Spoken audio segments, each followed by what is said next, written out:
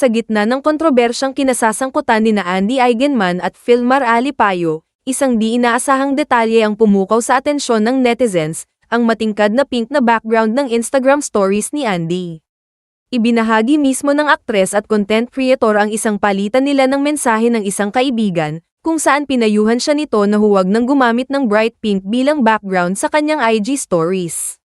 Aminado naman si Andy na hindi niya alam na maaari palang palitan ang kulay nito.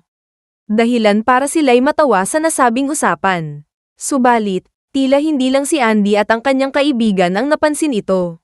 Maraming netizens ang nagkomento na hirap silang basahin ang kanyang posts at mahirapan makisabay sa latest chika. Andy, paki-dark mode naman next time, hirap kami makichismis, pabirong komento ng isang netizen. Isa pa ay nagbiro, masyado nang mainit ang issue, pati mata namin napaso sa kulay ng background mo. Matatanda ang laman ng social media ang umano'y hindi na pagkaka-follow ni Andy at Filmar sa isa't isa sa Instagram. Lalo pang lumakas ang espekulasyon ng publiko matapos mag-post si Andy ng sunod-sunod na cryptic messages sa kanyang IG stories, na tila may kaugnayan sa isang personal na issue sa kanyang buhay. Isa sa mga makahulugang post ni Andy ay, "I just found out it's the year of the snake. I thought it was the year of the wolf in sheep's clothing." Bukod dito, nagbahagi rin siya ng isang tanong na ipinaabot niya tungkol sa isang hindi malinaw na issue sa pagitan ng isang life partner at isang kaibigan, na ayon sa kanya ay nagbigay ng validation sa kanyang nararamdaman. Isa pang post ang lalong nagpainit sa usap-usapan, "Or but also maybe she could be thinking you said you were broken up and he said you went crazy for having feelings, so I'd be on his side 100% cause I don't give a about you or your little children.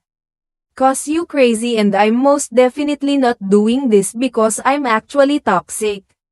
But maybe that's just Sa gitna ng kontrobersy, since I'm the crazy one. Dahil sa mga post na ito, hindi napigilan ng mga netizens na magbigay ng kanilang opinyon. Mukhang may matinding pinagdadaanan si Andy, sana maging okay siya, pahayag ng isang netizen. May ilan namang nagpahayag ng kanilang suporta sa aktres, "Andy, stay strong. Huwag mong intindihin ang negativity." Samantalang may ilan ding nagbigay ng kanilang personal na opinyon sa umano'y issue sa pagitan nila ni Filmar, kapag may cryptic posts na. Alam na, may something talaga. Si Andy Eigenman ay kilalang aktres at product endorser. Bilang bahagi ng prominenteng angkan ng mga Eigenman sa showbiz, anak siya ng award-winning actress na si Jacqueline Jose at ng yumaong aktor na si Mark Hill.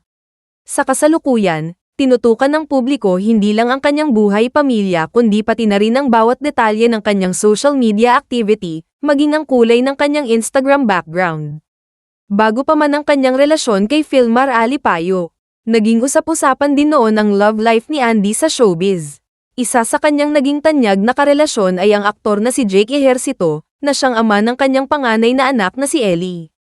Ang kanilang relasyon ay naging puno ng issue at intriga, lalo na noong lumabas ang balitang si Jake ang tunay na ama ni Ellie, na una nang napagkamalang si Albie Casino.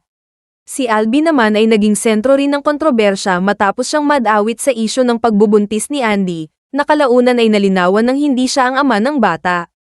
Ang hidwaan sa pagitan ni Andy at Albie ay nagdulot ng matinding sigalot sa kanilang mga career at personal na buhay noon. Sa kabila ng lahat, si Andy ay patuloy na namuhay ng simple at tahimik sa Siargao kasama ang kanyang pamilya, na siyang naging sentro ng kanyang bagong buhay bilang isang island mom.